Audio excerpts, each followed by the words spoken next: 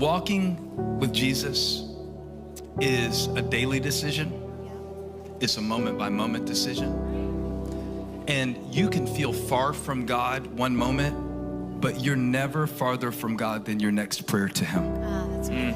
That's great. You are never farther from God than your next thought of him. You are never farther from God than the next sin that you confess and say, God, help me with this. I did it and I own it. You are never farther from God than the next praise you give him.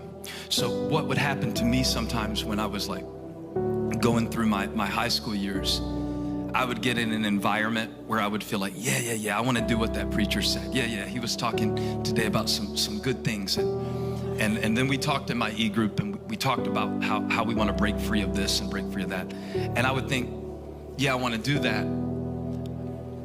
But something would trip me up along the way, and then I would feel ashamed.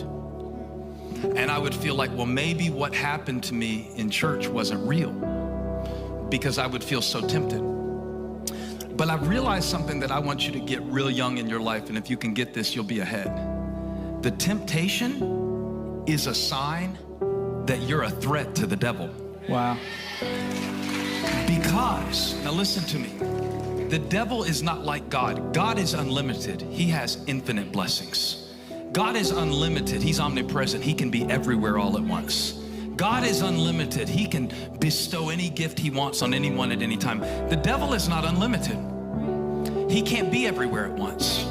He doesn't have every weapon. So that means if there's a weapon being formed against you, it's because there's something inside of you that exists that is a part of what God wants to do through you, and the enemy knows it, and he's nervous. So what I would encourage based on your question is, the next time that you feel a temptation to go back to whatever it is, and we could name a lot of things, and I don't really want to get too specific because I want you to name it. In fact, don't name it out loud. Nobody say it out loud, but just silently think of the thing that you believe is going to be the hardest for you to change when you get back home. Think of it. Don't say it out loud. Think of it. And it could be relational, it could be physical, it could be chemical, it could be sexual, it could be any of these things, it could be emotional. Now, I want you from now on, from this day forward, when that thing shows up in your life, use it as a cue to run to God, not from God. Wow, that's really good. That's so good.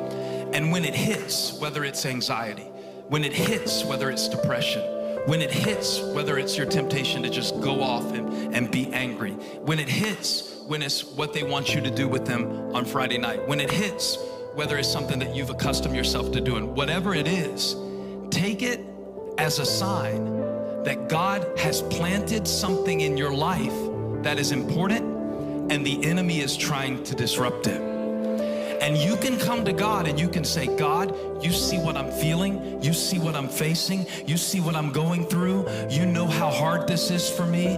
You know how many times I've given into this before. You know that I don't know what to do. I need your help. And what we're going to do is we're actually going to use the enemy's strategy against him. That's so good. Because every temptation he brings into your life, we're going to use it to make you press into God that much more. Jeez.